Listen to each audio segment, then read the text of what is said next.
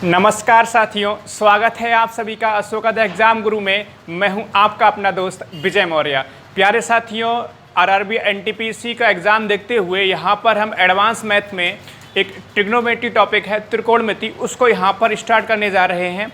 एक सर्वे करा था हम लोगों ने, एलजेब्रा, ट्रिग्नोमेट्री और ज्यामिति में से आप लोग क्या पढ़ना चाहते हैं, तो आपने कहा था कि सर ट्रिग्नोमेट्री टॉपिक जो है स्टार्ट करिए। तो हम स्टार्ट कर रहे हैं आज ट्रिग्नोमेट्री, त्रिकोणमिति। प्यारे साथियों, स्टार्ट करने से पहले आपको बता दें कि ये एक ऐसा टॉपिक है जो ख़ास तौर से उन स्टूडेंट्स के लिए जो आर्ट साइड या फिर कॉमर्स बैकग्राउंड से रहे होते हैं, तो उन्होंने इस टॉपिक को अच्छे से नहीं पढ़ा होता है। जो मैथ्स बैकग्राउंड से रहे होते हैं, उन्होंने इसको अच्छे से पढ़ा हुआ होता है, तो उनको समझने में दिक्कत नहीं आती है। लेकिन जो अदर स्ट्रीम के स्टूडेंट रहे होते हैं, उनको ये टॉपिक समझने में दिक्कत आती है। लेकिन प्यारे साथियों, मैं आपको यहाँ पर साफ साफ शब्दों में आपसे कह देना चाहता हूँ कि ये टॉपिक जितना कठिन आप लोग समझते हैं, उतना कठिन ये टॉपिक है नहीं। इस टॉपिक को आसान तरीके से समझा सकता है और इसके क्वेश्चन भी बहुत आसान तरीके से कम समय में लगाए जा सकते हैं। बस हमें कुछ बेसिक बातों को समझना होता है, कुछ फार्मूला, कुछ ट्रिक्स, हमें कुछ कंसेप्ट हमें याद करने होते हैं। अगर ये सभी चीज़ें, कंसेप्ट, ट्रिक और हमें फार्मूला अगर याद होंगे तो बिल्कुल इस टॉपिक को बहुत आसान तरीके से किया जा सकता है। तो प्यारे साथियों, विश्वास रखिए, मैं आपसे कहना चाहूँगा हम इसको बहुत आसान तरीके से पढ़ेंगे और जो भी कंसेप्ट हम हर एक सेशन में सीखेंगे उसी पर आधारित पूछे गए सवाल भी करेंगे, जो आपके 2016 एनटीपीसी में पूछे गए सवाल हैं या फिर अदर रेलवे के जो एग्ज़ाम हो रखे हैं उनमें जो पूछे गए सवाल हैं उनको भी यहाँ पर हम लोग करने का प्रयास करेंगे। हम लोग क्या करेंगे, इकट्ठे सवाल नहीं करेंगे, लास्ट में जाके जो भी कंसेप्ट सीखेंगे उसी दिन उसी लेक्चर में हम लोग क्वेश्चन करते हुए चले जाएंगे। अब बात आती है त्रिकोणमिति की, तो हमें ये पता होना चाहिए त्रिकोणमिति क्या है, इसका शाब्दिक अर्थ क्या है, कहाँ से इसको पढ़ना चाहिए, कहाँ से इसकी शुरुआत करनी चाहिए, ये सभी चीज़ों पर हम लोग फोकस करते हुए आगे बढ़ेंगे। आप बस लास्ट तक हमारे साथ बने रहिएगा, कंप्लीट लेक्चर को देखिएगा। मैं आपसे प्रॉमिस कर सकता हूँ आपको बहुत बेहतर तरीके से समझ में आएगा। आपका डर जो है ना, डर आज खत्म हो जाएगा। तो प्यारे साथियों, हम यहाँ पर बिना देरी किए चलिए स्टार्ट कर रहे हैं त्रिकोणमिति, ट्रिग्नोमेट्री। तो मैं मार्कर ले लेता हूँ। त्रिकोणमिति की हम लोग बात करें, ट्रिग्नोमेट्री की बात करें, तो अगर हम इसके शाब्दिक अर्थ पे जाएं तो आपका जो ट्रिग्नोमेट्री है आपका 3 शब्दों से मिलके बना हुआ है। ग्रीक भाषा के 3 शब्दों से मिलके बना हुआ है, ट्राई, गॉन और मैट्रॉन। तो ये ग्रीक भाषा के 3 शब्द हैं, इन शब्दों से मिलकर आपका ये ट्रिग्नोमेट्री बना है। अगर हम इसके अर्थ की बात करें, इन तीनों शब्दों के अर्थ की बात करें, तो ट्राई का जो अर्थ होता है वो 3, गॉन का मतलब होता है आपका भुजा और मैट्रॉन का मतलब होता है आपका माप से निकल के आता है, माप। मतलब 3 भुजा की माप आपका जो है शाब्दिक अर्थ निकल के आ रहा है, किसका, ट्रिग्नोमेट्री। अब 3 भुजाएं किस में होती, त्रिभुज में, तो मतलब एक त्रिभुज की 3 भुजाओं की माप, ये ट्रिग्नोमेट्री का एक शाब्दिक अर्थ है। लेकिन अगर हम ध्यान से समझने का प्रयास करें तो त्रिकोणमिति में केवल हम 3 भुजाओं की माप ही नहीं पढ़ते, बल्कि कोणों को भी पढ़ते हैं। मतलब यहाँ पर अगर त्रिकोणमिति की बात होती है तो त्रिकोणमिति क्या है, त्रिकोणमिति में हम त्रिभुज की तीनों भुजाओं और तीनों कोणों के बीच का जो संबंध होता है उसका हम लोग अध्ययन करते हैं। कुछ बात आपको समझ में आ रही होगी। त्रिभुज की बात होती है, त्रिभुज में 3 भुजाएं होती हैं, 3 कोण बनते हैं। तो यहाँ पर जो त्रिभुज की भुजाएं हैं और जो कोण हैं उनके बीच के संबंध को हम त्रिकोणमिति में पढ़ते हैं। आई थिंक इतनी बात आपको समझ में आई होगी। अब त्रिकोणमिति आप पढ़ रहे हैं तो आपको ये भी पता होना चाहिए कि त्रिकोणमिति जो है हमारा आपका राइट एंगल ट्रायंगल, त्रिकोणमिति जो है हमारा राइट एंगल ट्रायंगल का मतलब समकोण त्रिभुज पर आधारित है। मतलब पूरी की पूरी जो त्रिकोणमिति है, ट्रिग्नोमेट्री है, वो आपका समकोण त्रिभुज पर आधारित है। अगर हम समकोण त्रिभुज को समझ पाएँ तो हमें ट्रिग्नोमेट्री, त्रिकोणमिति समझने में बहुत आसानी रहेगी, कोई भी दिक्कत नहीं आएगी। अब समकोण त्रिभुज की हम लोग बात करते हैं, एक सेकेंड। हाँ, समकोण त्रिभुज की हम लोग बात करते हैं, मतलब right angle triangle, right angle triangle, ठीक है। समकोण त्रिभुज, तो समकोण त्रिभुज एक ऐसा त्रिभुज जिसमें एक कोण 90 अंश का होता है। मतलब समझ में आ रहा है आपको? एक ऐसा त्रिभुज, मैंने एक त्रिभुज बोल दिया आपका ए बी और सी, जिसमें एक एंगल, मैंने ये वाला जो एंगल बी है, कोण बी है, इसको मैंने आपका 90 डिग्री का बोला है। तो और इस बात को समझना होगा कि अगर एक कोण 90 अंश का होगा तो बाकी जो दोनों कोण होंगे वो आपके न्यून कोण होंगे। इतनी बात समझ में आ रही है? क्योंकि त्रिभुज के तीनों कोणों का योगफल 180 होता है। अगर 180 में आपका एक कोण अगर आपका 90 हो जाता है तो बाकी कोण जो होंगे आपके न्यून कोण होंगे।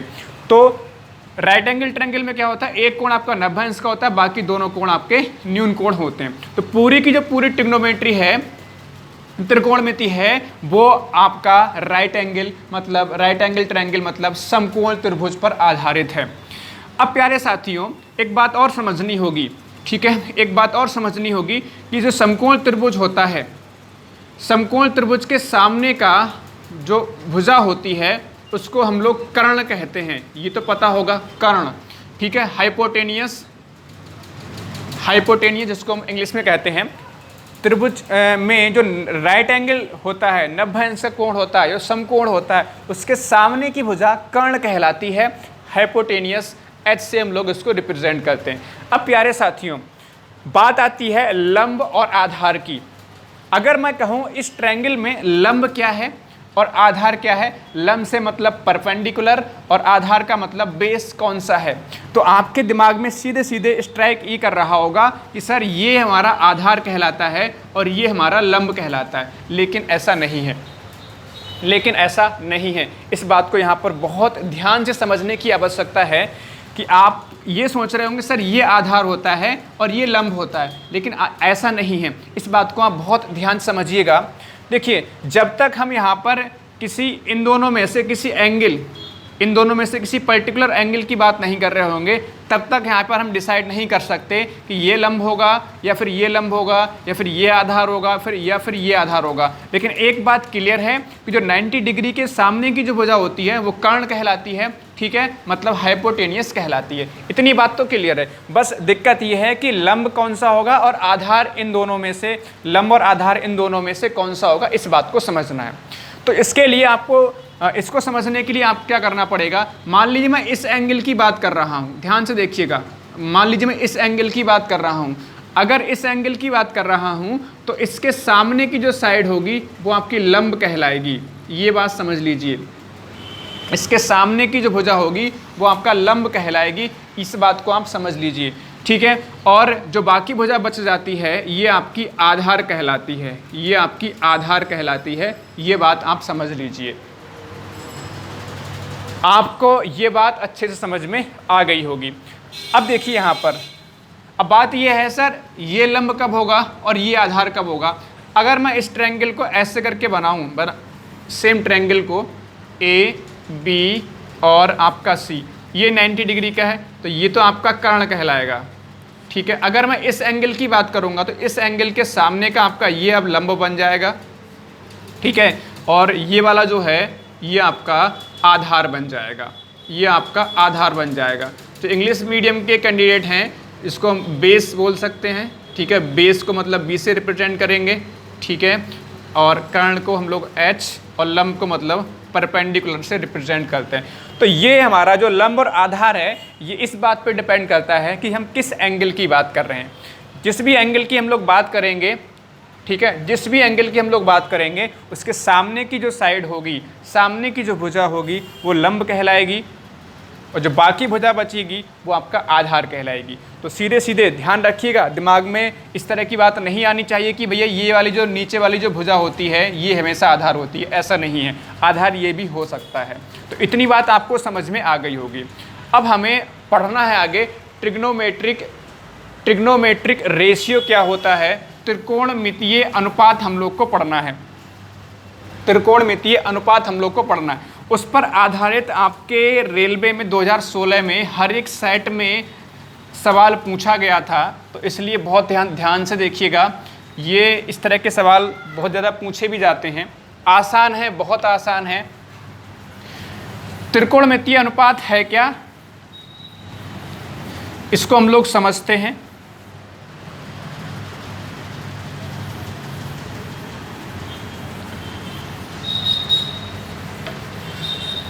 बहुत आराम से पढ़ेंगे हम लोग, जल्दबाजी नहीं करेंगे, धीरे धीरे पढ़ेंगे, हमारे पास समय है, कोई जल्दबाजी करने की ज़रूरत नहीं है। बस आप लास्ट तक बने रहिए, चीज़ों को समझते हुए चलिए। कोई दिक्कत आए तो कमेंट करके आप लोग ज़रूर हमें बताइएगा। चलो अब हम लोग जो है ट्रिग्नोमेट्रिक रेशियो पे चलते हैं। ट्रिग्नोमेट्रिक रेशियो,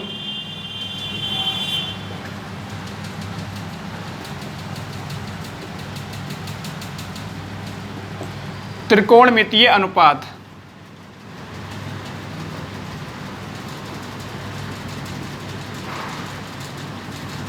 ये क्या है? त्रिकोणमितीय अनुपात क्या है, इसको हम समझते हैं।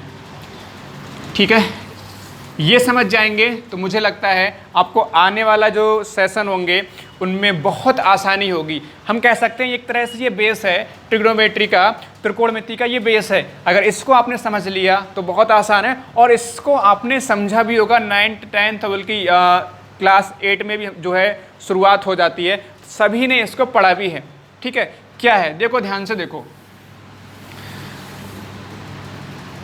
अगर हम राइट एंगल ट्रायंगल की बात करें, बहुत ध्यान से देखिएगा, राइट एंगल ट्रायंगल की बात करें, मैंने इसको 90 डिग्री बोला, ये आपका ए है, ये बी है और ये सी है। ये मैंने एंगल की बात करी, मान लो थीटा मैंने बोल दिया, ये एंगल थीटा है।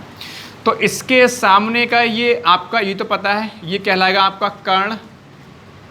ठीक है, एच कहलाएगा। इसके सामने जो थीटा की बात हो रही है, इस एंगल की बात हो रही है, तो इसके सामने का परपेंडिकुलर मतलब लंब कहलाएगा, और बाकी आपका बेस मतलब आधार कहलाएगा। इतनी बात सबको समझ में आ रही है। एक काम और करते हैं, ठीक है, मैं यहाँ पर या लिख दे रहा हूँ, हिंदी मीडियम के स्टूडेंट को एल फॉर लंब हो जा रहा है, और या ए से हम लोग आधार बोल देंगे। अच्छा, या के फॉर जो हो रहा है आपका कर्ण हो जा रहा है। तो दोनों तरह के जो विद्यार्थी हैं उनको समझने में कोई दिक्कत ना है, तो इसलिए मैंने लिख दिया। ठीक है, लंब, आधार और कर्ण। ठीक है, एल फॉर लंब, ए फॉर आधार और के फॉर कर्ण, एच फॉर आपका हाइपोटेनियस और पी फॉर परपेंडिकुलर और बी फॉर आपका बेस बन जा रहा है क्या? देखो, त्रिभुज की तीनों जो भुजाएं हैं, ठीक है, इनकी लंबाई के जो अनुपात की हम लोग बात करते हैं, तो वो आपका त्रिकोणमितीय अनुपात कहलाता है। ठीक है, इनके अनुपात, इनकी जो भुजाओं में जो अनुपात बनता है, ठीक है, उसको हम त्रिकोणमितीय अनुपात कहते हैं। अब आपने फंक्शन पढ़े होंगे, 6 फंक्शन होते हैं हमारे पास, 6 रेशियो होते हैं हमारे पास। ध्यान से देखेंगे तो आप सब ने पढ़ा होगा। साइन याद आ रहा होगा, साइन मैं थीटा यहाँ पे लिख रहा हूँ क्योंकि थीटा एंगल मैं यहाँ पे लिया हूँ, साइन थीटा मैंने लिख दिया। Cos theta, tan theta, cosec theta, sec theta और आपका कॉट थीटा। बहुत आसान है, बहुत आसान है। ठीक है, तो इनमें जो रेशियो बन रहा है, इनसे क्या होगा, इनकी जो भुजाओं में रेशियो बनेगा वही होगा क्या, हमारा त्रिकोणमितीय अनुपात कहलाता है। अब यहाँ पर ध्यान से देखो, एक छोटी सी ट्रिक सब ने पढ़ी होगी। एक तो पढ़ा होगा, हिंदी मीडियम के विद्यार्थियों ने पढ़ा होगा, लाल बट्टे कक्का, कक्का इस तरह से पढ़ा होगा। ठीक है, जबकि इंग्लिश मीडियम के कैंडिडेट ने पढ़ा होगा पंडित बद्री प्रसाद अपॉन हर हर बोले, इस तरह से पढ़ा होगा, पंडित बद्री प्रसाद हर हर बोले, ये सब ने पढ़ा होगा। तो हम दोनों तरह से लिखेंगे, इससे कोई दिक्कत नहीं होनी चाहिए। देखो ध्यान से, सबसे पहले साइन थीटा की हम लोग बात करेंगे। तो साइन थीटा, ये वाली जो वैल्यू होगी, ये पहली वाली जो वैल्यू होगी, ये साइन थीटा की वैल्यू होगी। ऐसे यहाँ पर अगर इंग्लिश मीडियम की बात करें तो पंडित परपेंडिकुलर अपॉन हाइपोटेनियस, ठीक है, ये कहलाएगा आपका साइन थीटा। तो साइन थीटा यहाँ से आएगा एल अपॉन ए, या फिर हम इसको बोलेंगे पी अपॉन एच। इतनी बात समझ में आ रही होगी। कॉस की बात करेंगे तो दूसरा वाला जो रेशियो बनेगा ए अपॉन के या फिर बी अपॉन एच, ए अपॉन के या फिर बी अपॉन एच। समझ में आ रहा सबको? बहुत आसान सी बात। टेन थीटा क्या होगा? तीसरा वाला। टेन थीटा क्या होगा? तीसरा वाला। तो लंब बटे आधार या फिर आप कहेंगे परपेंडिकुलर अपॉन बेस। ठीक है।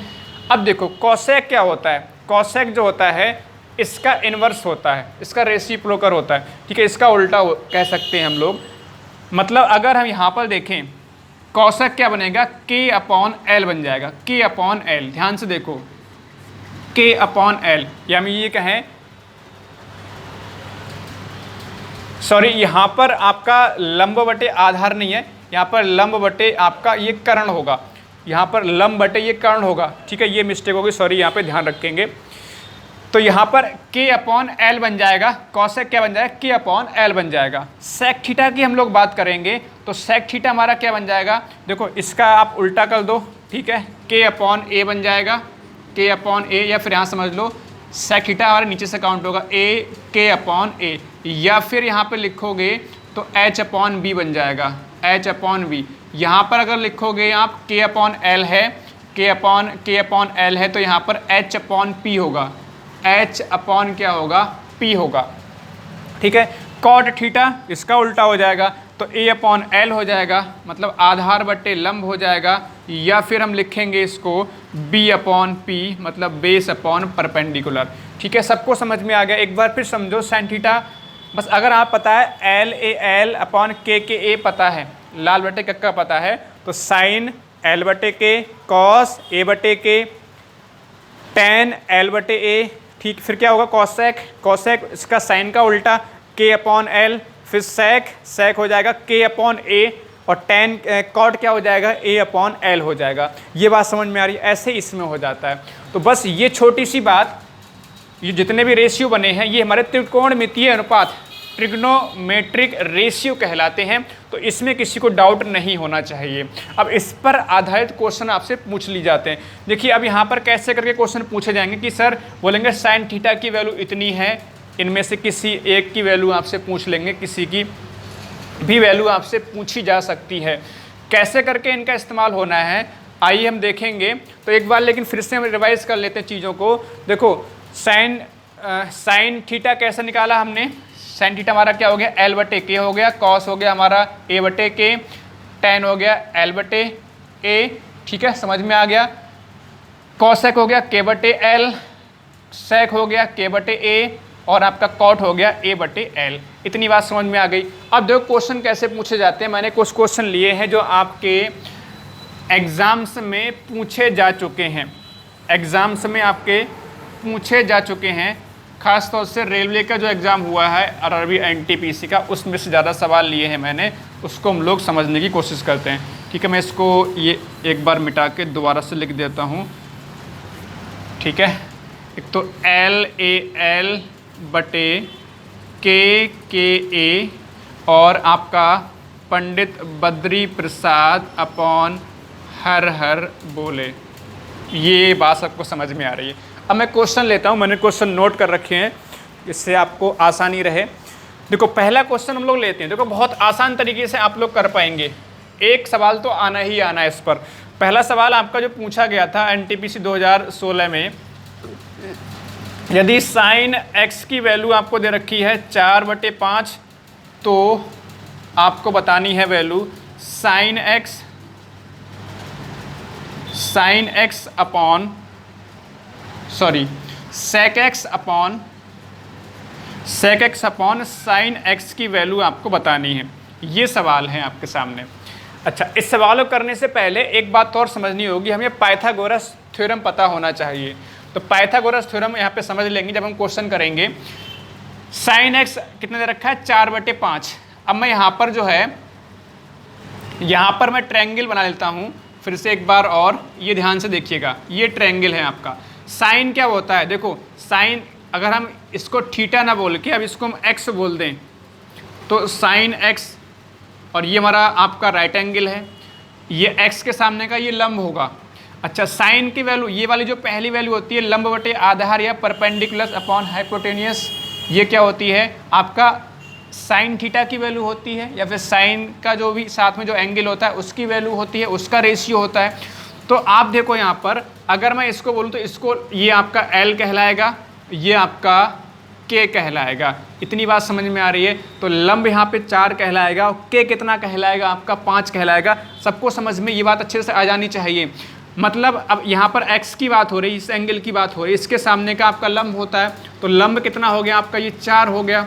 और ये तो आपको पता है कि 90 डिग्री के सामने का जो होता है वो कर्ण होता है। कर्ण कितना आपका, ये 5।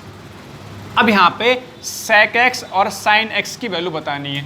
अब एक बात समझनी होगी कि sec x क्या होता है। sec x का जो रेशियो बनेगा वो क्या बनेगा, देखो sin cos tan cosec sec, sec बनेगा k अपॉन a, sec बनेगा k अपॉन a, मतलब k अपॉन a। अच्छा ये लंब है, ये आपका लंब है, परपेंडिकुलर है, ये आपका लंब है, ये आपका कर्ण है, ये आपका आधार बनेगा। समझ में आ रहा होगा। अब यहाँ पर हमें इसको भी निकालना पड़ेगा। तो पाइथागोरस थ्योरम आपको पता होना चाहिए। चलो अच्छा, अगर साइन एक्स की बात करें तो साइन एक्स तो ऑलरेडी आपके पास 4/5 है, तो इसकी वैल्यू हमें निकालने की ज़रूरत नहीं है। केवल सेक एक्स की वैल्यू अगर निकाल लेंगे हम यहाँ पर रखेंगे तो हमारा आंसर बन जाएगा। अब सेक एक्स होता क्या है, कर्ण बटे आधार। तो आधार हमें पता नहीं है, तो पाइथागोरस थ्योरम क्या कहती है, कर्ण का स्क्वायर। पाइथागोरस प्रमेय क्या कहती है, कर्ण का स्क्वायर बराबर लंब का स्क्वायर प्लस आधार का स्क्वायर। मतलब हम इसको बोल सकते हैं, या फिर एच का स्क्वायर बराबर क्या होता है, परपेंडिकुलर पी का स्क्वायर और बेस का स्क्वायर। ठीक है, बात तो एक ही है। ठीक है, लिख के बता दिया, बात एक ही है। अब यहाँ पर देखो कर्ण हमारे पास, वैसे तो कुछ ट्रिग्नोमेट्री की जो आपके ट्रिपलेट जो बनते हैं, ठीक है, जो राइट एंगल ट्रायंगल में ट्रिपलेट जो बनते हैं वो आपको पता भी होना चाहिए। कोशिश करूँगा किसी वीडियो में बताने की आपको, लेकिन मैं यहाँ पर हर एक छोटे मोटे विद्यार्थी सबको साथ में लेके चलने का प्रयास कर रहा हूँ, चाहे आपने पढ़ा हो या ना पढ़ा हो। जिससे वैसे तो कुछ साथी क्या है, इसको डायरेक्टली भी कर देंगे कि आधार इसका 3 आ जाएगा, क्योंकि 3 4 5 का एक ट्रिपलेट बनता है। लेकिन मैं समझा रहा हूँ कि 3 कैसे करके आएगा। के हमारा 5 है, तो 5 का स्क्वायर करेंगे तो 25 बनेगा। लंब हमारा 4 है, 4 का स्क्वायर 16 बनेगा। और ये ए स्क्वायर, तो ए स्क्वायर यहाँ से बनाओगे तो 25 माइनस आपका 16 बन जाएगा, तो ए स्क्वायर बराबर 9 बन जाएगा। तो ए बराबर आपका 3 आ जाएगा। कितना आ जाएगा, 3 आ जाएगा। अब हम इसको सॉल्व कर सकते हैं।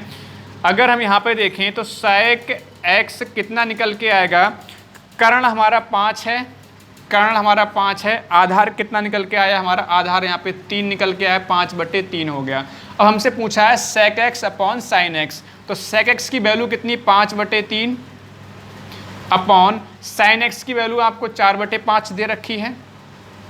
ठीक है, अब क्या होगा, 5 की ऊपर गुणा होगी और अंदर 3 की 4 से गुणा होगी, तो 5 5 25 हो जाएगा अपॉन 4 3 12 हो जाएगा।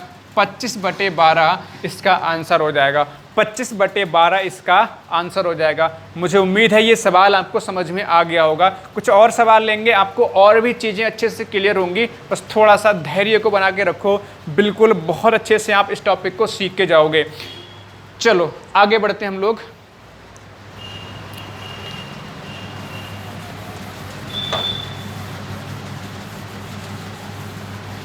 अगला सवाल लिखेंगे, आप लोग ट्राई करिएगा इसको। क्वेश्चन, नेक्स्ट क्वेश्चन क्या है भाई, यदि sin x 4/5 है तो आपको sec स्क्वायर x माइनस 1 की वैल्यू यहाँ पर बतानी है। जल्दी से करके बताओ, मैं जब तक इसको मिटा रहा हूँ। आप लोग जल्दी से इसको ट्राई करो भाई, आप लोग कर सकते हो, आप लोग कर सकते हो। जल्दी से बताओ इसका क्या आंसर होगा। बहुत आसान सवाल है।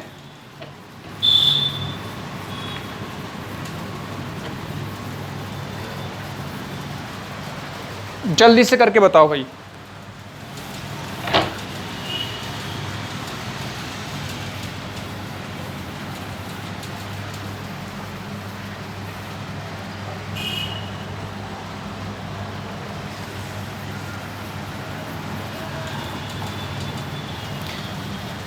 साइन एक्स 4/5 दे रखा है, सेक स्क्वायर एक्स -1 की आपसे वैल्यू पूछी गई है। आप लोग कर सकते हो भाई। ट्रायंगल बना लो, पहले ट्रायंगल बना लो। इसको x बोल दिया हमने, a b और c बोल दिया। अब x के सामने का आपका परपेंडिकुलर या फिर क्या कहलाएगा, आपका लंब कहलाएगा। ये 90 डिग्री है, इसके सामने का आपका h कहलाएगा या फिर आधार कहलाएगा। बाकी जो साइड है आपकी क्या कहलाएगी, बाकी साइड जो आपका बेस या फिर आपका आधार कहलाएगी। ठीक है, इतनी बात समझ में आ रही है। अब वही कंडीशन देखो फिर से बनी है, तो साइन एक्स अगर यहाँ से निकालोगे तो आपका क्या होगा, लाल बटे के ए या फिर P Pandit Badri Prasad upon her हर बोले, ये बनता है। तो साइन पहली जो वैल्यू होती है वो साइन की वैल्यू होती है, मतलब एल बटे कितना के। तो ऊपर वाली वैल्यू जो एल है वो कितनी है, एल देखो यहाँ पर ये 4 हो गई। अच्छा, नीचे वाली वैल्यू के है, के का मतलब 5, के यहाँ पर सॉरी ये क्या हो रहा है आज, गलती क्यों हो रही है, ये आपका के कहलाएगा। ठीक है, ये आपका के कहलाएगा। तो यहाँ पर के कितना हो गया, के आपका कितना है, 5 है। तो अभी हमने इसकी वैल्यू जो जस्ट पिछला वाला जो क्वेश्चन किया है उसमें हमने पाइथागोरस प्रमेय लगा के ये 3 निकाला था, याद आ रहा होगा। तो नीचे वाला जो आधार बन रहा है वो कितना बन रहा है, आपका 3 बन रहा है। आधार कितना बन रहा है, आपका 3 बन रहा है। तो यहाँ पे फटाफट से लगा दो, सेक स्क्वायर एक्स -1 कैसे बन के आएगा। वैसे तो आपका सेक स्क्वायर एक्स -1 आपका टेन स्क्वायर एक्स होता है, लेकिन उसको हम बाद में पढ़ेंगे। अभी बस हम इसका इस्तेमाल कैसे करना होता है वो उसको सीखने का प्रयास कर रहे हैं। तो सेक का कैसे निकल के आएगा, देखो सेक स्क्वायर एक्स -1 निकालने के लिए पहले हमें सेक एक्स निकालना पड़ेगा। ये साइन का, ये वाला रेशियो कॉस का, ये टेन का, फिर नीचे चलोगे आपका कॉसेक, फिर सेक का मतलब के बटे ए, सेक का मतलब के बटे ए हो जाएगा।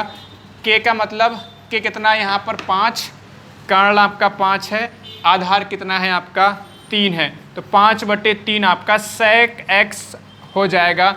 अब ये इसकी जब वैल्यू बनाओगे तो सेक स्क्वायर एक्स है, सेक स्क्वायर एक्स का मतलब 5/3 का स्क्वायर करना है और उसमें से कितना घटाना है, 1 घटाना है। तो स्क्वायर करोगे तो 25/9 और -1, तो 9 एकम 9, 25 में से 9 घटेगा आपका 16/9, ये आपका आंसर हो जाएगा। ठीक है, हाँ 16/9 आपका आंसर हो जाएगा। तो मुझे उम्मीद है ये सवाल भी आपको समझ में आ गया होगा। एक और सवाल लेंगे, देखिए पढ़ते रहो, बस पढ़ते रहोगे तो बातें, हर एक कंसेप्ट, हर एक बात आपको समझ में आएगी। नहीं पढ़ोगे तो फिर कुछ भी नहीं हो सकता। तो मैं इसमें कुछ नहीं कर सकता, बस अगर लास्ट तक बने रहोगे तो पक्का कुछ सीख के जाओगे। ये फिर से मिटा दिया मैंने, चलिए कोई नहीं, इसको मत मिटाओ, काम में आएगा ये। 2 बार मुझे मिटाना पड़ता है, एक बार अगर मिटाओ गीले कपड़े से मिटाना पड़ता है इसको, है ना। चलिए कोई नहीं ना, बस काम चलते रहना चाहिए बस। हाँ भाई, अगला क्वेश्चन देखो, यदि आपको कॉट एक्स की वैल्यू 5/12 दे रखी है तो आपको वैल्यू बतानी है साइन एक्स और प्लस कॉस एक्स की वैल्यू क्या होगी, ये वैल्यू बतानी है, ये वैल्यू आपको बतानी है। ठीक है, तो यहाँ पर अब ये 5 भी नहीं है, 4 भी नहीं है, इसको मिटा दो। ट्रायंगल बिल्कुल सेम बनेगा इसी तरह से, समझ में आ रहा होगा कि एक्स एंगल यहाँ पर भी है और एक्स एंगल की यहाँ पर भी बात हो रही है। अच्छा, यहाँ पर एल ए एल बटे के ए और लिख लो, जिससे समझने में आपको आसानी रहे। चलो भाई, अब देखो सबसे पहले हमें इसको समझना पड़ेगा। कॉट कौन सा बनता है, sine cos tan cot, sorry sine cos tan cosec sec cot, tan और ये कॉट होता है। तो कॉट का मतलब यहाँ पे आधार बटे लंब, कॉट एक्स बराबर आधार बटे क्या होता है, लंब होता है, या फिर हम बोलें तो बेस अपॉन परपेंडिकुलर। ठीक है, बेस अपॉन परपेंडिकुलर। तो अब देखो कॉट एक्स कितना दे रखा है आपका, 5/12 दे रखा है, मतलब तो आधार आपका 5, आधार मैंने यहाँ पर 5 लिख दिया, ये आपका आधार है।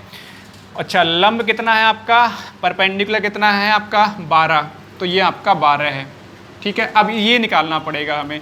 क्यों निकालना पड़ेगा? क्योंकि sine x plus cos x करेंगे तो साइन x क्या आएगा, साइन की वैल्यू लंब बटे कर्ण होगी, परपेंडिकुलर अपॉन हाइपोटेन्यूस होगी। ठीक है, तो लंब बटे कर्ण, लंब हमारे पास 12 है, कर्ण हमें यहाँ पर नहीं पता, तो कर्ण हमें निकालना पड़ेगा। तो कर्ण कैसे, पाइथागोरस प्रमेय क्या कहती है, k का square is equal to p का स्क्वायर, मतलब कर्ण का स्क्वायर लंब का स्क्वायर प्लस आधार का स्क्वायर। k बताना है, लंब कितना हमारे पास 12 का स्क्वायर 144 होगा, आधार हमारा 5 है, 5 का स्क्वायर 25 होगा, ये आपका 169 होता है। तो k अगर निकालोगे तो आपका रूट 169 होगा, मतलब 30 निकल के आएगा। ठीक है, तो ट्रिपलेट आपका बनता है 5, 12 और 13, ये ट्रिपलेट बनता है। तो ये हम सीखेंगे किसी लेक्चर में, छोटी सी वीडियो बनाएंगे इसके लिए। लेकिन अभी बस आप यहाँ पे समझ लीजिए कि इस तरह से हमें इनमें से कोई दो दे रखी होती हैं, दो भुजाएं दे रखी हूँ, तीसरी हम इस तरह से पाइथागोरस प्रमेय लगा के निकाल लेते हैं। अब यहाँ पे समझ लो, अब यहाँ पे समझो, हमें किसकी वैल्यू बतानी है, sine x plus cos x. तो साइन एक्स, ये वाली वैल्यू तो साइन एक्स होगा, साइन एक्स होता है एल अपॉन ए हो जाएगा।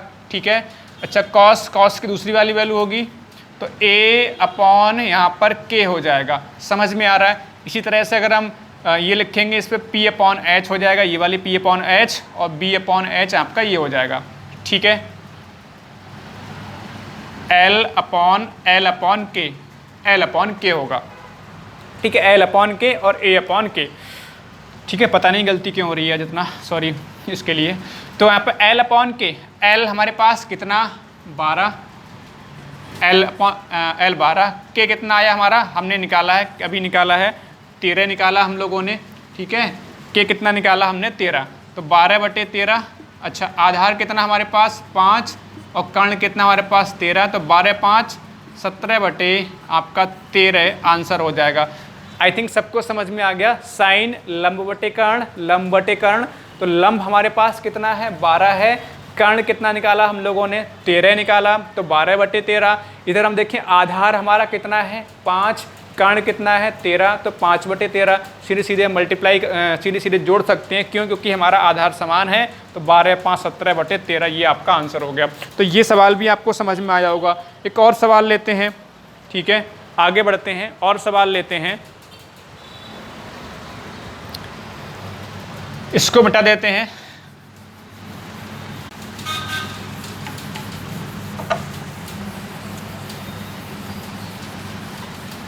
इसी तरह के सवाल पूछे जाते हैं, आपको कोई भी वैल्यू दे देंगे, किसी फंक्शन की वैल्यू दे देंगे आपके लिए, और कुछ भी आपसे वहाँ से पूछा जा सकता है। सबको समझ में ये बात अच्छे से आ रही होगी। चलो अगला सवाल लेते हैं, अगला सवाल लेते हैं। हाँ, एक और सवाल लेते हैं। मान लीजिए दिया हुआ है आपको tan थीटा 3/4 दिया हुआ है, तो अगर आपसे पूछा जा रहा है cos square theta minus sine square theta, इसका मान बताना है, इसका मान आपको बताना है। तो जल्दी से आप लोग पहले ट्राई करो भाई, जल्दी से आप लोग पहले ट्राई करो, जल्दी से पहले आप लोग ट्राई करो। tan थीटा 3/4 है, cos square theta plus sine square theta, cos square theta minus sine square theta की वैल्यू आपको बतानी है। तो tan theta sine cos tan, tan ये वाला tan ये होता है। ठीक है, L अपॉन ए होता है। तो यहाँ पर लंब कितना 3, तो लंब मैंने यहाँ पे लिख दिया। अच्छा यहाँ पर थीटा है, तो यहाँ पर आप x की जगह पे थीटा कर लो, कोई दिक्कत तो नहीं किसी को। यहाँ पे थीटा कर लिया, थीटा के सामने का लंब बन जाएगा। ठीक है, और 90 डिग्री के सामने का कर्ण होता ही होता है। तो ये 3 हो गया। आधार आपका कितना 4, ये आधार 4 हो जाएगा। समझ में आ रहा है ना, आधार कितना 4 हो गया। अब कॉस थीटा और माइनस साइन थीटा, तो कॉस थीटा की वैल्यू देखो कितनी होती है। कॉस थीटा निकालने के लिए कॉस कौन सा होता है, साइन कॉस, कॉस का मतलब आधार बटे कर्ण होता है, आधार बटे आपका कर्ण होता है। और हमारा साइन थीटा क्या होता है, साइन थीटा क्या होता है, पहला जो रेशियो बनता है वो साइन थीटा का होता है, लंब बटे आपका कर्ण बनता है। तो कर्ण हमें चाहिए होगा, यहाँ पे कर्ण अब पता नहीं है, तो इसका कर्ण निकालोगे पाइथागोरस प्रमेय से तो 5 निकल के आएगा। ठीक है, लंब का स्क्वायर प्लस आधार का स्क्वायर बराबर कर्ण का स्क्वायर बराबर होता है। ठीक है, 3 का स्क्वायर 9, 4 का स्क्वायर मैं करके बता रहा हूँ आपके लिए, आपको दिक्कत ना हो। के स्क्वायर बराबर लंब का स्क्वायर प्लस आधार का स्क्वायर, तो के स्क्वायर हमने निकालना है, के की वैल्यू निकालनी है। लंब हमारा कितना है 3, 3 का स्क्वायर 9, आधार कितना हमारा 4, 4 का स्क्वायर 16, 16 9 आपका 25 हो जा रहा है इस तरह से। तो के यहाँ पर कितना हो जाएगा 25 का रूट मतलब 5 निकल के आ जाएगा। तो ये आपको पता होना चाहिए। ट्रिपलेट आपको खुद ब खुद याद हो जाएंगे जब आप जैसे जैसे प्रैक्टिस करते हुए चले जाओगे, खुद ब खुद आपको याद होते हुए चले जाएंगे। तो अब यहाँ पे फटाफट से अगर आधार बटे कर्ण, ठीक है, आधार बटे कर्ण, तो आधार हमारा कितना है 4, कर्ण है हमारा 5, ये 4 बटे 5 हो जाएगा। ठीक है, साइन थीटा कितना लंब बटे कर्ण, लंब हमारा 3 है और कर्ण कितना है 5 है, 3 बटे आपका ये 5 हो जाएगा। अब यहाँ पर वैल्यू रखनी है हमने, रखोगे तो कॉस स्क्वायर थीटा, तो कॉस हमारे पास है 4 बटे 5, 4 बटे 5 का आप लोग को स्क्वायर करना है और माइनस 3 बटे 5 का यहाँ पर स्क्वायर करना है, 3 बटे 5 साइन स्क्वायर थीटा। तो साइन थीटा की वैल्यू आप कितनी निकल के आई है आपका 3 बटे 5। अब यहाँ पर जल्दी से करो, फटाफट से इसको सॉल्व करोगे तो 4 का स्क्वायर 16, 5 का स्क्वायर आपका 25 हो जाएगा, 3 का स्क्वायर आपका 9 और 5 का स्क्वायर आपका 25 होता है। तो यहाँ पर आपका बेस मतलब जो है हर आपके दोनों के समान है, तो सीधे सीधे आप 16 में से 9 माइनस करोगे तो आपका 7 बटे आपका 25, 7/25 ये आपका आंसर हो जाएगा। आई थिंक सवाल समझ में आ गया होगा। बस सीधी सीधी बात करी जाए तो आपको ये जो रिलेशन है ये आपको पता होना चाहिए। तो पहला आपका निकल के आता है LAL/KKA, ये साइन का होता है, ये साइन, ये आपका कॉस, ये आपका टेन, और उल्टा चलोगे आप नीचे से चलोगे K/L, तो ये कॉसेक का होता है, ये आपका सेक का होता है और ये आपका कॉट का होता है। मतलब कॉट का जब रेशियो बनेगा तो A/L कहलाएगा, A/L, सेक का बनेगा तो K/A होगा, कॉसेक का बनेगा तो K/L होगा। इतनी बात समझ में आ रही। ऐसे इसमें होता है ये साइन, कॉस, टेन, कॉसेक, सेक और ये कॉट बन जाएगा। तो ये हमने आज पढ़ा। हमने आज के सेशन में क्या सीखा, ट्रिग्नोमेट्रिक रेशियो, त्रिकोणमितीय अनुपात, उस पर हमने कुछ आधारित सवाल जो आपके RRB NTPC में पूछे गए थे। तो इस तरह के सवाल जिस भी एग्ज़ाम में आपका त्रिकोणमितीय टॉपिक आता है ना, उसमें इस तरह के सवाल अक्सर पूछ लिए जाते हैं, क्योंकि ये त्रिकोणमिति का एक तरह से कह सकते हैं बेस है। अगर यही नहीं आप लोग सीख पाओगे तो आगे आपके लिए त्रिकोणमिति सीखना मुश्किल हो जाएगा। तो अगर कोई डाउट हो आज के सेशन को लेकर तो ज़रूर आप हमें बताइएगा, कमेंट सेक्शन में बताइएगा। आने वाले सेशंस में हम इसको आपके डाउट को सॉल्व करने का प्रयास करेंगे। हंसते रहिए, मुस्कुराते रहिए। जय हिंद, जय भारत।